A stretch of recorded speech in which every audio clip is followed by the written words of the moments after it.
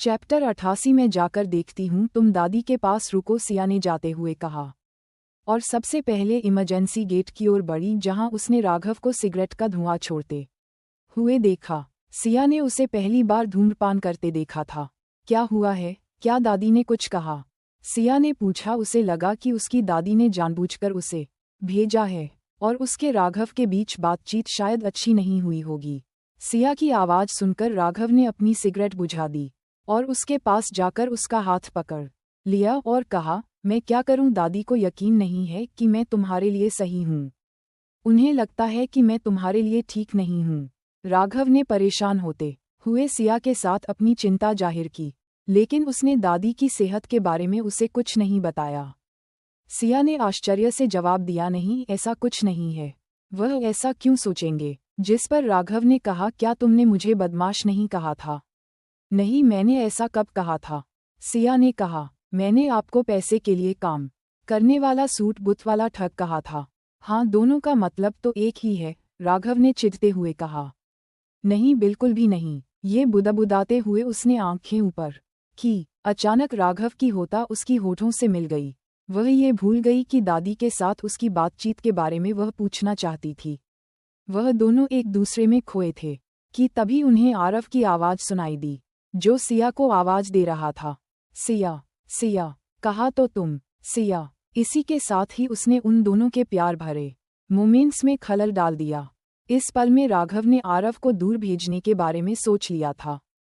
हालांकि अब तक उसके पास कई मौके थे जिनमें वह आरव को दूर भेज सकता था, लेकिन उन्होंने कभी ऐसा नहीं किया।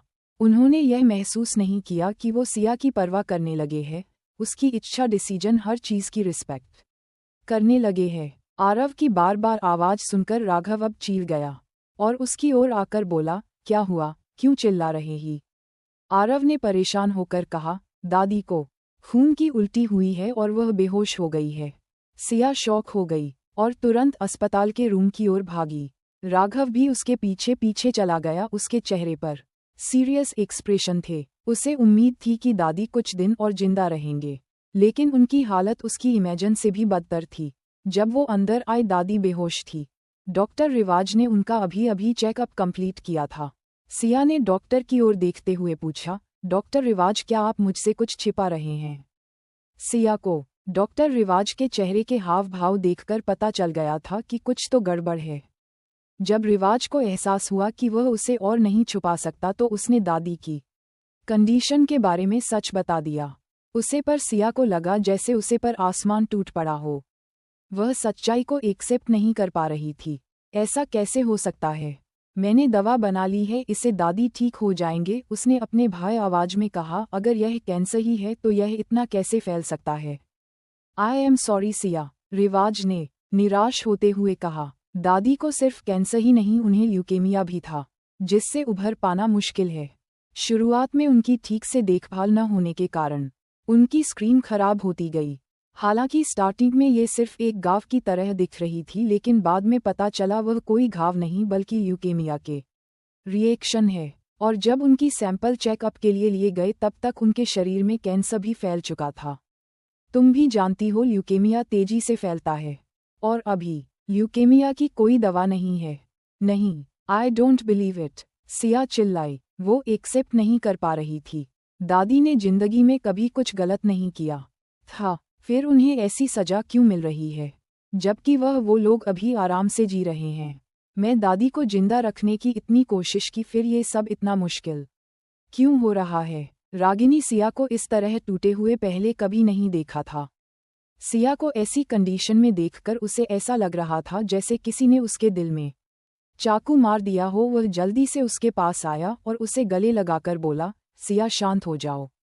सिया ने खुद को उसकी पकड़ से छुड़ाया और उसकी आंखों में देखते हुए पूछा, तुम्हें इसके बारे में पता था ना? है ना? बोल। वो उसका मूड खराब देखते ही समझ गई थी कि कोई तो बात है जो वह उसे छुपा रहा है। राघव अपनी बहस नहीं की, बस इतना कहा, दादी को तुम्हारी फिक्र है, वो तुम्हें परेशान नहीं देखना चाहती। तुम्हें इस हालत में देखकर उनका दिल टूट जाएगा। राघव के शब्दों से सिया अंदर तक हिल गई। राघव ने उसे संभालने के लिए अपना हाथ बढ़ाना चाहा, लेकिन उसने खुद को रोक लिया। जब वो थोड़ी शांत हुई तो उसने फिर कहा, दादी चाहती है कि तुम खुश रहो, यही उनकी इच्छा है। उनकी चिंता मत करो सिया। सिया चुप रही, उसका सिर झुका हुआ था और आंसू जमीन पर गिर रहे थे।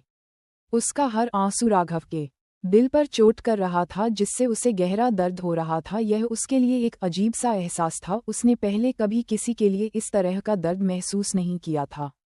जब दादी उठी तो सिया पूरी तरह से शांत हो चुकी थी और मुस्कुराते हुए उसके बिस्तर के पास बैठी थी। दादी, मैं डॉक्टर दिवस के साथ आपके डिस्चार्ज पेपर तैयार कर लिए हैं, अब हम घर जा रहे हैं। दादी से उदास नहीं देखना चाहती थी, इसलिए वह खुश रहती थी। दादी के पास अब समय सीमित था। वह नहीं चाहती थी कि उसकी दादी अपने अंतिम दिनों में भी अस्पताल में अकेले रहे। सिया के बिहेवियर को देखकर दादी को पता चल गया कि वह अब सब कुछ जानती है, और उसने उनका हाथ पकड़कर कहा, अच्छा चलो अब घर चलते हैं। राघव ने डिस्चार्ज प्रक्रिया पूरी कर ली। अंदर आने से पहले वह कुछ देर दरवाजे पर खड़ा रहा और बोला, सब तैयार है, चलें। इसके साथ ही उन्होंने दादी को धीरे से उठाकर व्हीलचेयर पर बिठाया। आप लोग जाए, मुझे कुछ दवा के लिए डॉक्टर रिवाज से मिलना है, सिया ने कहा। राघव जानता था कि सिया को रिवाज से कुछ पूछना है, इसलिए उसने सिर हिलाया और आरव के साथ आगे बढ़ गया और दादी को लेकर चल दिया। डॉक्टर रिवाज की केबिन के गेट को खोलने से पहले सिया ने एक गहरी सांस ली और अंदर जाकर बोली, डॉक्टर रिवाज, मेरी दादी कितने दिनों तक और है? उसने ये सवाल पहले कभी पूछने की हिम्मत नहीं की थी, लेकिन अब बोलने के लिए बहुत साहस जुटाया था। ज्यादा से ज्यादा 1 महीना, डॉक्टर रिवाज में मुश्किल से कहा। सिया, मिक्सा तुम्हारी दादी से बात करता हूँ और वह तुम्हें बेहतर देखकर खुश है। उन्हें लगता है कि उन्हें कोई पछतावा नहीं है। उनके लिए अपना ख्याल रखन, डॉक्टर रिवाज ने कहा। Thank you. सिया उसके सामने टूटना नहीं चाहती थी, इसलिए उसने अपनी मुट्ठी कस ली। फिर उसने पूछा, क्या कोई ऐसी बात है जिसके बारे में मुझे सावधान रहना चाहिए? नहीं, बस मैंने कुछ पेन किलर्स लिख दी है और अब बेहतर होगा उन्हें इस दुनिया से खुश होकर जाने दो।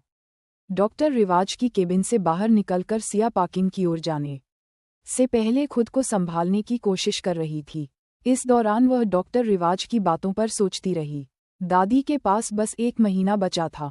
मुझे हमेशा लगता था कि दादी मेरे साथ और भी लंबे समय तक रहेंगे। अगर मुझे ये पता होता कि मैं अपने एक्सपेरिमेंट में खुद को नहीं उलझाती, मुझे उनके साथ ज़्यादा से ज़्यादा समय बिताना चाहिए था। अपने थॉट्स में खोई सिया ने अपने सामने वाले व्यक्ति पर ध्यान नहीं दिया और वह सीधे उनसे टकरा गई। I am sorry. सिया ने सामने वाले व्यक्ति से माफ़ी मांगी, लेकिन जब उसके सामने वाली व्यक्ति को देखा तो वह तुरंत अलर्ट हो गई। शौर्य ने मुस्कुराकर सिया की ओर देखा और कहा, क्या बात है, ऐसा लग रहा है कि तुम अभी रो कर आए हो। वह कुछ सेकंड के लिए उसकी हल्की लाल आंखों को देखता रहा और बोला, या शायद तुम अभी रोने वाली हो। इस समय सीएचएस आखिरी व्यक्ति को नहीं देखना चाहती थी। वह शौर्य था। वह जाने के लिए मोदी, लेकिन शौर्य ने उसका हाथ पकड़ लिया। का जवाब देने ही वाली थी कि किसी ने उससे पहले ही कह दिया, उसे जाने दो। राघव आगे बढ़ा और उसने अपना हाथ शौर्य की कलाई पर मजबूती से रख दिया। राघव ने उसकी कलाई पर दबाव डाला और शौर्य ने अपनी भौहें हल्की सी सिकुड़कर राघव को ठंडी नज़रों से देखा। दोनों की आंखें एक दूसरे से मिल गई, कोई भी पीछे नहीं रहा था। ये देखकर कि शौर्य सिया को जाने नहीं दे रहा तो राघव की पकड़ और मजबूत हो गई और सिया को अचानक उसकी हड्डियों की टूटने की आवाज़ सुनाई दी। शौर्य ने उसे छोड़ दिया और सिया ने देखा कि उसका बायां हाथ लटक गया है, या हो सकता है टूट गया है।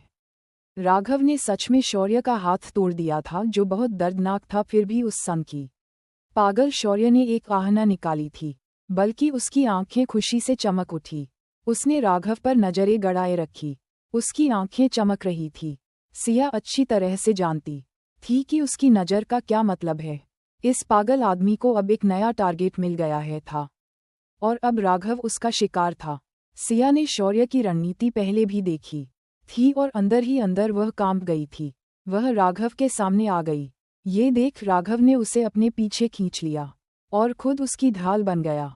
उनकी हरकतें देखकर शौर्य हंसते हुए बोला, कितना प्यार है तुम दोनों के बीच। सच में मुझे जलन हो रही है। मैं तुम्हें और परेशान नहीं करूंगा, फिर मिलते हैं। ये कहकर शौर्य मुड़ा और चला गया। राघव ने दूसरी ओर जाते हुए शौर्य को अपनी कोल्ड नज़रों से देखा। शौर्य की नज़रों से ओझल होते ही उसे सिया की ओर मुड़कर पूछा, क्या तुम ठीक हो? उसका चेहरा पीला पड़ गया था। राघव, हमें निकलना होगा। राघव ने सोचा कि वह शौर्य से डर गई है और जल्दी से उसे कंसोल किया, सब ठीक है। वो चला गया है। नहीं तो मैं आप मुंबई से जाना होगा। राघव की नज़रें गहरी हो गई। सिया का रिएक्शन था ही कुछ ऐसा। तुम समझ नहीं रहे हो। तुमने अभी अभी उसका हाथ थोड़ा है। मैं पागल तुम्हें जाने नहीं देगा।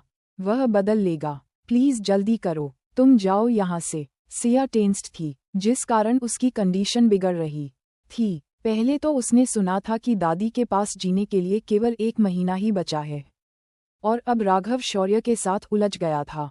उसकी लाइफ की 2 इम्पॉर्टेंट पसंद खतरे में थे। राघव को शौर्य द्वारा परेशान किए जाने सोचने ही उसे बेचैन कर दिया। वो उसे बार बार रिक्वेस्ट करती रही। इस दौरान राघव ने कई बार उसका नाम पुकारा, लेकिन वह शांत नहीं हुई। इसलिए राघव के पास इस कसकर गले लगाने और उसकी पीठ थपथपाने के अलावा कोई रास्ता नहीं बचा था। और धीरे से फुसफुसाया, सब ठीक है, सब ठीक है, डरो मत, वह मेरा कुछ नहीं बिगाड़ सकता। याद रखना, मैं कोई मामूली इंसान नहीं हूँ। मैं उससे नहीं डरता, और अब तुम्हें भी नहीं डरना चाहिए। रहती शांत आवाज ने धीरे धीरे सिया को शांत कर दिया और वो शांत हो गई। हाँ, राघव को देखकर ही पता चलता है कि वह कोई मामूली इंसान नहीं था। उसे संभालना आसान नहीं था। सिया पूरी तरह से शांत हो गई तो राघव ने कहा, चलो अब घर चलते हैं। दादी हमारा इंतजार कर रही है। अब क्या होगा आगे जानने के लिए सुनते रहिए मेरी कहानी का अगला एपिसोड। और कमेंट करके बताइए मेरी स्टोरी आप लोगों को कैसी लगी। लाइक कीजिए, शेयर कीजिए, कमेंट कीजिए और सब्सक्राइब करना ना भूलिए।